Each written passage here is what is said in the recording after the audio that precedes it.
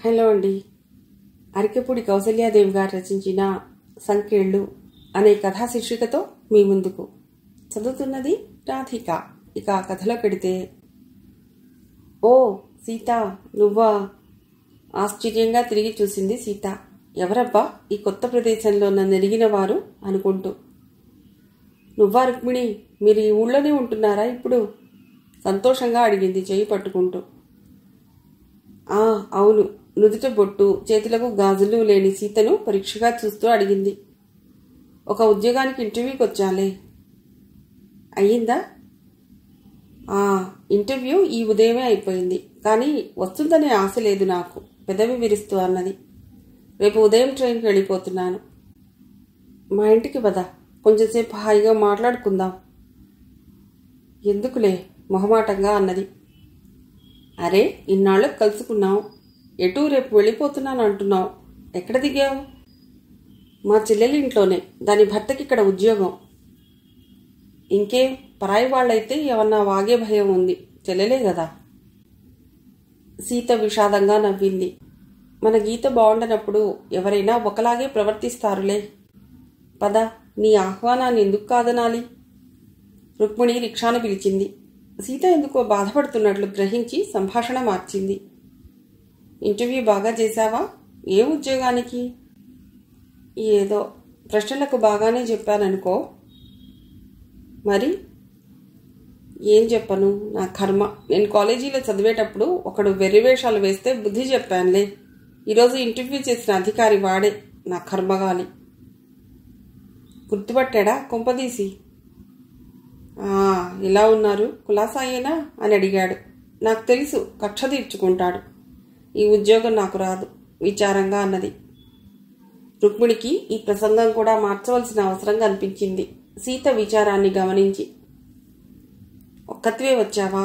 తోడు ఎవరూ రాలేదా?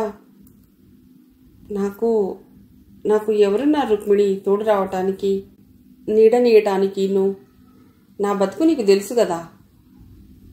మీ అన్నదమ్ములు వాళ్ళు అంతా ఉన్నారు, అది చిన్నప్పటి మాట. ఇప్పుడు ఎవరి సంసారాలు వాళ్ళవి, నేనెవరికి కావాలి, నా డబ్బు మినహా. నిజం? రుక్మిణి ఆశ్చర్యం ప్రకటించింది. విరక్తిగా నవ్వింది సీత. ఇల్లు వచ్చేసింది, దిగు. ముచ్చటగా ఉన్న చిన్నది పెద్దది కానీ ఇల్లు. ఉన్న కొద్దిపాటి ఆవరణలోనే అందంగా పూల మొక్కలు. తాళం తీసి లోనికి ప్రవేశిస్తూ, రా సీత అన్నది ఆప్యాయంగా. కూర్చో, త్వరగా కాఫీ తెస్తాను. సీత వారిస్తున్నా వినకుండా రుక్మిణి వంటింట్లోకి పరిగెత్తింది. చక్కటి ఫర్నిచర్, రూమ్ కూలర్, నేలపై తివాచి. ఈ సామాను రుక్మిణి మొహంలో సంతోషము, చలాకి, ఆమె జీవితం చక్కగా హాయిగా ఉందని చెబుతున్నాయి అనుకున్న సీత మనస్సు ఈర్ష్యగా నిస్సత్తువుగా మూలిగింది. ఇద్దరూ కాఫీ తీసుకుంటూ తీరిగ్గా కబుర్లలో పడ్డారు. రుక్మిణి, ఒక్క మాట అడగనా? సంకోచంగా అడిగింది సీత. ఏమిటి? నువ్వు వివాహం చేసుకున్నావా? నవ్వింది రుక్మిణి. నేను చేసుకోలేదు, అదే జరిగింది. చిత్రంగా మాట్లాడుతున్నావు. నిజం సీత. గత స్మృతులతో బాధ చెలరేగగా బరువుగా నిట్టూరుస్తూ అన్నది రుక్మిణి. నిజంగా నా జీవితంలో అటువంటి అమూల్య సంఘటన జరుగుతుందని నేనే కాదు, నన్ను తెలిసిన ఎవరైనా అనుకున్నారా? మరి ఎలా జరిగింది? సీత కుతూహలాన్ని అణుచుకోలేకుండా ఉన్నది. రుక్మిణి గతంలోకి చూస్తున్నట్లుగా ఎటో చూస్తూ చెప్పసాగింది. నా కుంటికాలతో నాకు పెళ్లే కాదని అందరూ అనుకునేవారు కదూ. సీతకు కూడా గుర్తుకొస్తున్నాయి ఆనాటి సంగతులు. నిక్షేపం వంటి రుక్మిణికి పెద్ద జబ్బు చేసి బతకదన్నారు 13 ఏళ్ల వయస్సున్నప్పుడు. ఎలాగో బతికింది, కానీ ఓ కాలు లాక్కుపోయినట్లై నడక చాలా ఘోరంగా మారిపోయింది. ఆ కుంటి నడకను చూడలేక తల్లి తండ్రి రుక్మిణి కంటే ఘోరంగా రోధించేవారు. సాటి పిల్లలతో ఆడలేక, వారి హేళనలను భరించలేక బయటికి ముఖమే చూపకుండా ఏదో ఓ మూల నక్కి కూర్చునేది రుక్మిణి ఒంటరిగా. క్రమంగా వయసు రావటము, చూస్తుండగానే మించిపోవటము కూడా జరిగిపోయింది. పెళ్లి వయసు దాటిపోయింది, ఇహ పెళ్లే కాదు అనే గుసగుసలు పకపకలు ప్రారంభమైనాయి బంధుమిత్రులలో. 22 ఏళ్ల రుక్మిణికి వివాహం కాకుండా ఆమె చెల్లెళ్ళిద్దరికీ వివాహమైపోయింది. ఆ మాయదారి జబ్బు ఏకంగా దాని ప్రాణాన్నే తీసుకుపోయినా బావుండును. ఆనాటి ఏడుపుతోటే చెల్లు ఇలా బతుకంతా ఏడుపు లేకుండా పోయేది అని రుక్మిణి తల్లి ఏడుస్తూ చాలాసార్లు విసుక్కునేది. కన్న తల్లి అటువంటి మాటలు అనటంతో రుక్మిణి మరింత కుళ్ళి కుళ్ళి ఏడ్చేది. బయట నలుగురికి మొహం చూపకుండా, ఇంటనైనా తక్కిన వారిలా నవ్వుతూ త్రుళ్ళుతూ గడపకుండా ఒంటరి పాటును భరించి ఏదో ఓ మూల నిర్లిప్తంగా గడిపివేసే రుక్మిణికి కాలక్రమాన కొన్ని జీవిత కఠిన సత్యాలు గ్రహింపోయే సంఘటనలు జరిగాయి. అక్కయ్య, మా వారు సినిమాకి రమ్మంటున్నారు. నా చీరలన్నీ సబ్బులో పెట్టేశాను పొద్దున్నే. ఇప్పుడు ఎలాగా? కాస్త ఉతికి ఆరవేసి పెడతావు కదూ అని ఒక చెల్లెలు.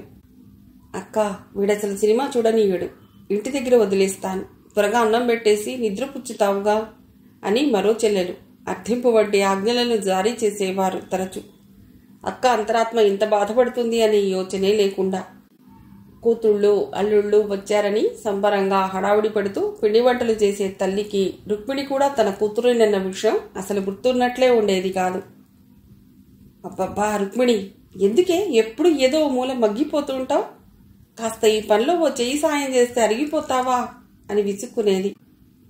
వచ్చిన బంధువులతో బాధహాని వేస్తూ 6 కప్పులు కాఫీ చెయ్యి, 4 భోజనానికి ఉంటారు అని వంట మనిషిని ఆజ్ఞాపించినట్లే ఆజ్ఞాపించేది. ఈ చీర పాపకు, ఆ చీర లక్ష్మికి, పెద్దల్లుడికి వాచి, చిన్నల్లుడు గారికి సూటు అంటూ ఎంచి ఎంచి ఖరీదు చేసి అపురూపంగా అందించే వస్తువుల్లో మాత్రం రుక్మిణికి స్థానం ఉండేది కాదు. తండ్రి పరంధామయ్య మాత్రం రుక్మిణిపై జాలితో బాధతో సతమతమైపోయేవాడు. అదేమే రుక్మిణికేది చీర అన్నాడు భార్యను ఓ పండగ సందర్భంలో. లక్ష్మికి పాపకు కొన్నావే చీరలు, కోడలికి కూడా కొన్నావు, మరి రుక్మిణిని ఎలా మర్చిపోయావే అన్నాడోసారి సాహసించి. చిరాగ్గా చూసింది జానకమ్మ. బాగుంది, అత్తింటికెళ్లే ఆడపిల్లలకు అచ్చటా ముచ్చటా జరపటం ఆచారం. ఏడాదికో మారు వస్తారు పాపం. ఆ మాత్రం అందుకుని వెళ్ళకపోతే అత్తవారి వద్ద చులకన, కోడలికి ఇవ్వకపోతే ఆమె పుట్టింటి వారి ముందు తేలిక అవుతాం. రుక్మిణికి నాకు ఎందుకు? ఎల్లకాలం ఇక్కడే పడి మేసేవాళ్ళమేగా. శరీరమంతా 1000 సూదులతో గుచ్చినట్లే అనుభవం అయింది రుక్మిణికి. రాను రాను వదిన కూడా రుక్మిణిని దాసిగా చూడనారంభించింది. ఈ పిల్లలు తెల్లవార్లు నిద్రే ఉండనియ్యరు. కాస్త నీ దగ్గర పడుకోబెట్టుకో రుక్మిణి. ఈరోజు మా బంధువులు వస్తున్నారు. వాళ్ల ఎదుటికి రాకు, అసహ్యంగా ఉంటుంది. నేను బజార్కి ఎడుతున్నాను, కాస్త పిల్లల స్నానాలవి చూడు. ఈరోజు మీ అన్నయ్య 10 దాటాకొస్తారు. నువ్వు భోజనం పెట్టేయి, నన్ను లేపొద్దు. మధ్యలో మెళుకు వస్తే మళ్ళా నిద్రపోలేను. ఈ తరహా తలకుమాలిన ఆజ్ఞాపాలనలు చేసి చేసి విసిగెత్తిపోయింది రుక్మిణి. తనది అంటూ ఒక ఇల్లు వాకిలి లేనివారు తమవారికి ఎంత బరువుగా అనిపిస్తారో తెలిసి వచ్చింది ఆమెకు. ఏం చేయాలి? ఈ పరాధార జీవనం నుండి విముక్తి ఎలా సాధించను? రేయింబవళ్ళు ఆలోచించసాగింది. ఒకనాడు తండ్రి వార్తాపత్రికలోని విశేషం వినిపించాడు. ఒక గుడ్డి అబ్బాయి ఎంఏ పరీక్ష ప్రథమ శ్రేణిలో ఉత్తీర్ణుడయ్యాట. అది విశేషం కాదు, అత్యద్భుతంగా తోచింది రుక్మిణికి. కళ్ళు లేని కబోదులే అంత ప్రయోజకత్వంగా బతుకుతుంటే తనకే వచ్చే? ఒక కాలు కాస్త కుంటి, అంతేగా. నవ్వే వాళ్ళని నవ్వని, ఏడవని నాకేం, నేనేం తప్పు చేశానని ఇలా కుంగిపోవటం. ఈ తర్క వితర్కాల అనంతరం ధైర్యం పుంజుకున్నది మనస్సు. చదువుకుని తన కాళ్లపై తను నిలబడాలనే పట్టుదల కలిగింది. ఇప్పుడేం చదువు వయస్సు మించిపోయింది అనే వంకర మాటలను సరుకు చేయలేదు.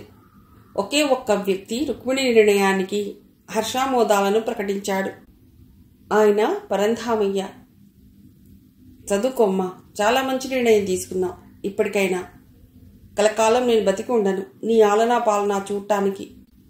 మిగిలిన వాళ్ళు చాకరీ అయితే చేయించుకుంటారు గాని నీపై ప్రేమ ఎవరికి? తాను పనిచేస్తున్న నైట్ కాలేజీలోనే చేర్పించాడు పరంధామయ్య. ఎక్కడెక్కడో ఏవేవో ఉద్యోగాలు చేసుకుంటూ రాత్రి ఇక్కడ చదువుకోవటానికి వచ్చేవారే అందులో చాలా మంది.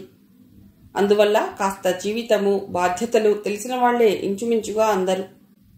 కుర్రకారుకు మళ్ళీ ఆడపిల్లలను ఏడిపించి పీడించి వినోదించే రకాలు కాకపోవటం, తన తండ్రి కూడా అక్కడే ఉద్యోగం చేయటం రుక్మిణి ప్రాణానికి చాలా హాయిగా ఉన్నది. రోజులు గడుస్తున్నాయి. చదువు బాగానే వస్తోంది రుక్మిణికి. చదవాలి, పాస్ అవ్వాలి, ఉద్యోగం చెయ్యాలి. అహరహం ఆమె మనస్సున అదే దీక్ష. పియూసీ పరీక్షలు జరుగుతున్నాయి. తండ్రికి వారం రోజులుగా జ్వరం వస్తున్నందున రుక్మిణి ఒక్కతే వెళ్లి వస్తోంది పరీక్షలకు. అంతవరకు నాకు తెలుసు. ఆ తర్వాత మేము ఆ ఊరు నుండి వెళ్ళిపోయాం అన్నది సీత. ఆ తర్వాతనే నా జీవితం అనుకోని మలుపు తిరిగింది. అదృష్టం వరించింది. ఆశ్చర్యంగా ఉంది. ఆశ్చర్యమే. తలుచుకుంటే నాకే ఆశ్చర్యంగా ఉంటుంది. ఒకనాడు పరీక్ష రాయటానికి వెళ్లేసరికి ఏ గొడవ లేదు. పట్టడం ప్రశాంతంగానే ఉంది. అంతలో ఎక్కడో ఏదో విపరీతం జరిగిందిట. ఘోరమైన అల్లరి ప్రారంభమైంది. ఎక్కడికక్కడే బస్సులు రిక్షాలు ఆపి తగలబెట్టేస్తున్నారు. రాళ్లు విసురుతున్నారు. ఏవేవో నినాదాలు వినవస్తున్నాయి. ఎవరికి వారే ప్రాణాలు అరచేతుల్లో పెట్టుకుని పారిపోతున్నారు. కానీ ఈ కుంటిది ఎక్కడికి పారిపోగలదు? నా అవిటితనాన్ని అభాగ్యతను నిందించుకుంటూ దైవం మీద భారం వేసి ఆ స్కూలు ఆవడలోనే ఓ చెట్టు కింద కూలబడ్డాను. ఎలాగో సందులు గొంతుల్లో పడిపోదాం ఇళ్లకు, మెయిన్ రోడ్డు మీద పెద్ద పెద్ద వీధుల్లోనే ఎక్కువ అల్లర్లు అని తమలో తాము చెప్పుకుంటూ హడావిడిగా వెళ్ళిపోతున్నారు అందరూ. వారిలో కొందరికి సైకిళ్లున్నాయి. అందరికీ చక్కటి కాళ్లున్నాయి. గబగబా నడవటానికి, పరుగులు పెట్టడానికి. అందరూ వెళ్ళిపోతున్నారు. ఒంటరిగా మిగిలిన నాకు దుఃఖం ఉప్పెనలా వచ్చింది. నా గతేమిటి? నాన్నగారు పుట్టెడు జ్వరంతో పడి ఉన్నారు. రాలేరు నా కోసం. అన్నయ్య తన ఆఫీసు నుండి ఇంటికి పారిపోయే దారి వెతుక్కుంటాడు గాని నేను జ్ఞాపకం ఉంటానా? మీరెక్కడికి వెళ్ళాలండి? ఎవరో అడుగుతున్నారు. కళ్ళు తుడుచుకుని చూశాను. అతడు నేను చదివే స్కూల్లోనే పనిచేస్తున్నాడు. ముఖపరిచయం ఉంది. మీ ఇల్లు ఎక్కడండి? సైకిల్ దిగి నిలబడి అడుగుతున్నాడు. చాలా దూరం అన్నాను డగ్గుత్తికతో. రండి, సైకిల్పై తీసుకెడతాను అంటున్నాడు. నాకు అతి ఆశ్చర్యం అనిపించింది. ఇది కళా నిజమా? అందమైన అమ్మాయిలను హాయిగా పలుకరిస్తారు, తీగా స్నేహం చేసి వెంట తిప్పుకుంటారు. కానీ అవిటిది అనాకారిది అయిన నాలాంటి దాన్ని కూడా ఇంత సస్నేహంగా పలుకరించే సహృదయులున్నారా? ఇతడు మనిషా, దేవుడా? ఆలోచిస్తే లాభం లేదండి. ఇలాంటి రోజున చాలా ప్రమాదాలు జరుగుతాయి. ఇటువంటి పరిస్థితుల్లో ఒక్క రిక్షా కూడా దొరకదు. బస్సులు సరే, ఆడవాళ్లు ఒక్కళ్ళు ఇక్కడ కూర్చోవటం మంచిది కాదు. ఒంటరిగా వెళ్లటమూ క్షేమం కాదు. రండి, సైకిల్ వెనుక సీట్పై కూర్చోండి. ఒక్క కృతజ్ఞతావాక్యం పలుకటానికైనా నా గొంతు లేవదే.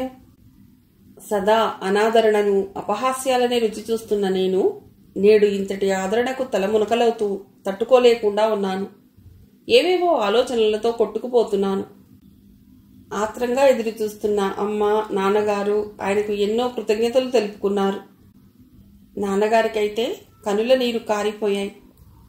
శంకరం, నీ మేలు ఎలా మరువను? నువ్వే లేకుంటే ఈనాడు రుక్మిణి ఏమైపోయేది అంటూ మరీ కృతజ్ఞతలు చెప్పారు ఆయన చేతులు పట్టుకుని.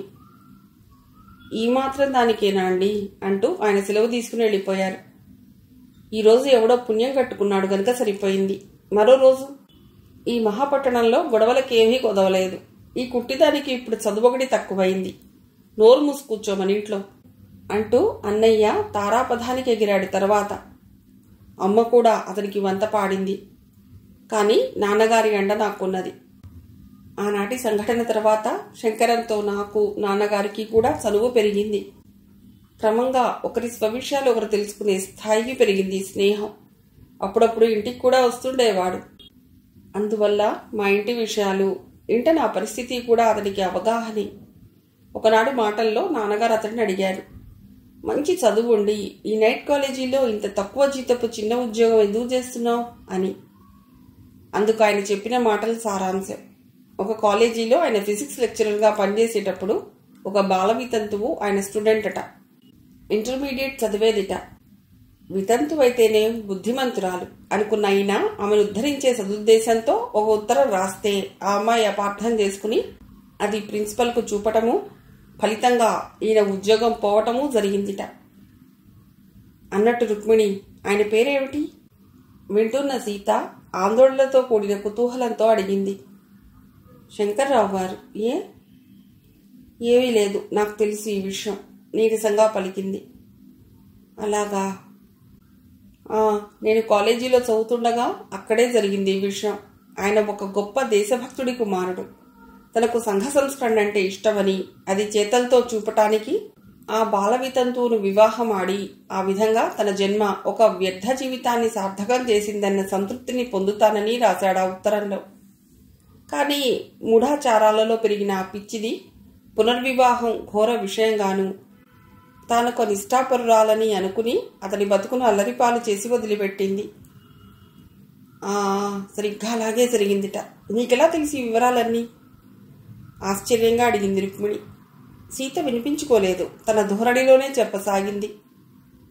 అతడు నిజంగా సంస్కరణాభిలాషి, సహృదయుడే కాక వివాహమే కాదనుకున్న నీపై సానుభూతితో నిన్ను స్వీకరించాడు. అవును సీత, ఆడపిల్లల వివాహాలు సమస్య అయిన ఈ రోజుల్లో ఇక ఈ అవిటి పిల్లకు వివాహం ఎలా అవుతుంది అని నాన్నగారు అనేకసార్లు అందరి ఎదుట వాపోవటం నేను ఎరుగుదును. ఆయనతో కూడా అలాగే అన్నారు నాడు. లోపలి గదిలో నుండి నేను వింటూనే ఉన్నాను. అసలు సంగతి, ఆనాడు ఇంట్లో పెద్ద గొడవ జరిగింది. నాన్నగారికి ఇన్సూరెన్స్ డబ్బు 10,000 వచ్చింది. నేను బిజినెస్ చేస్తాను ఆ డబ్బుతో అన్నాడు అన్నయ్య. వద్దు, బ్యాంకులో వేసుకుందాం, ఈ ఏడు మీరు రిటైర్ అవుతారు.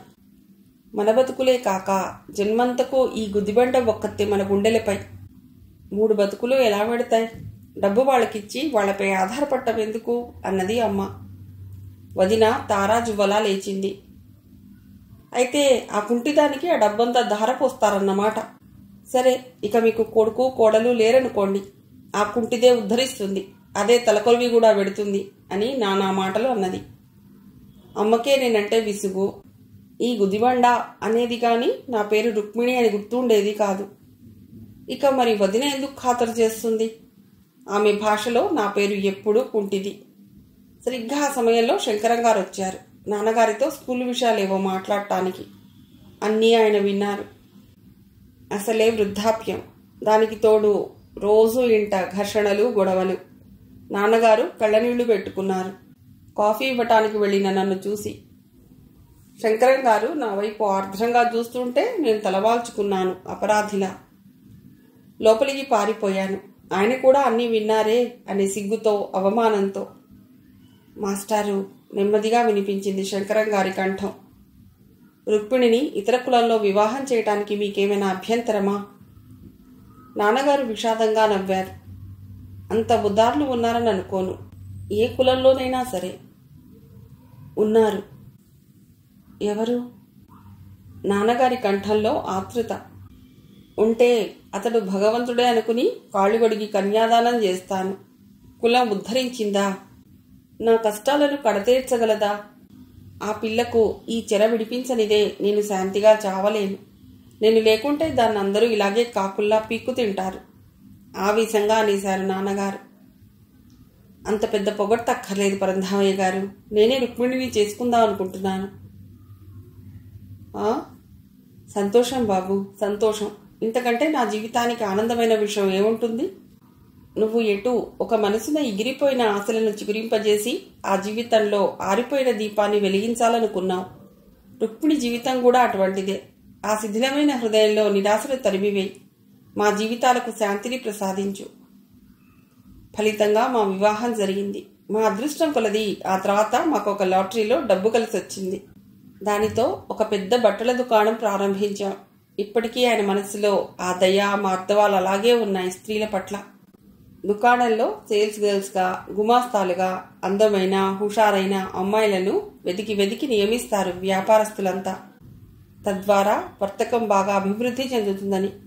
కానీ ఈయన మాత్రం ఇతరత్రా ఉద్యోగాలు లేని నీరసస్థులకు, వికలాంగులకు, వితంతువులకు వెతికి వెతికి మరీ ఇస్తారు ఉద్యోగాలు.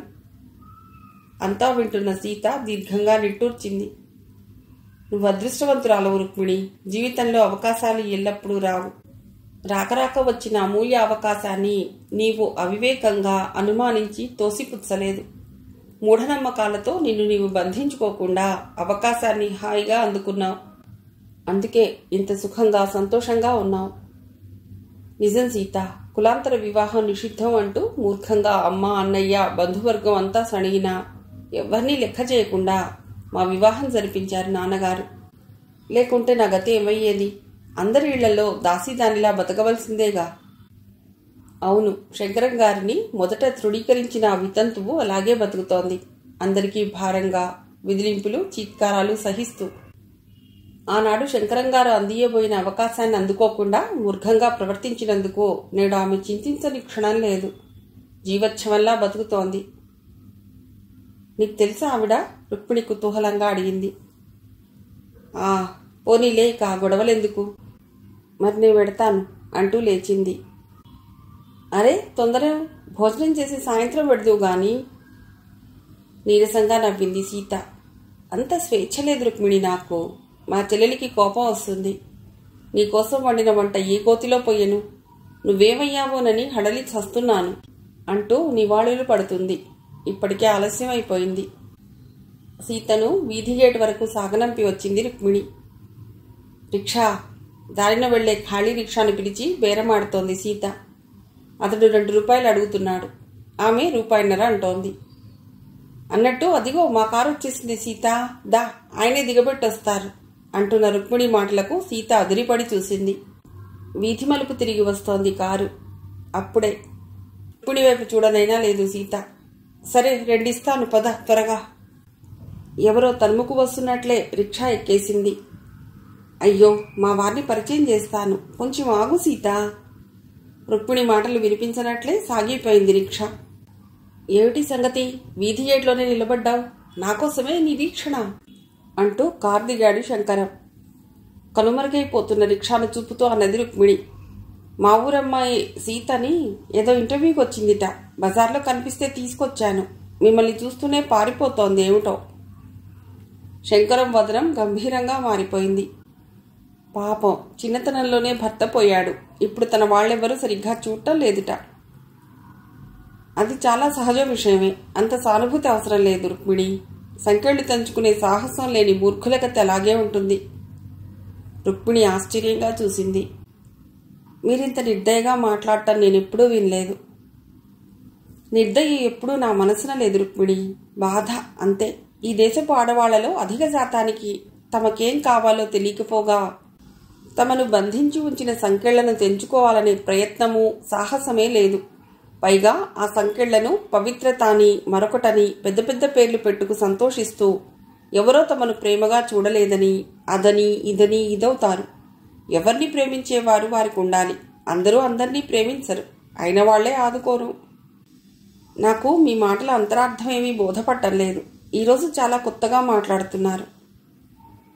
అంతరార్థం ఏమీ లేదు. ఒకనాడు అందిన అవకాశాన్ని వినియోగించుకుని ఆదుకొన వచ్చిన వారిని అవమానించి ఉండకపోతే ఈనాడు నీ స్థానంలో నీ స్నేహితురాలు ఉండేది. అందుకే అలా పారిపోయింది. కథ సమాప్తం.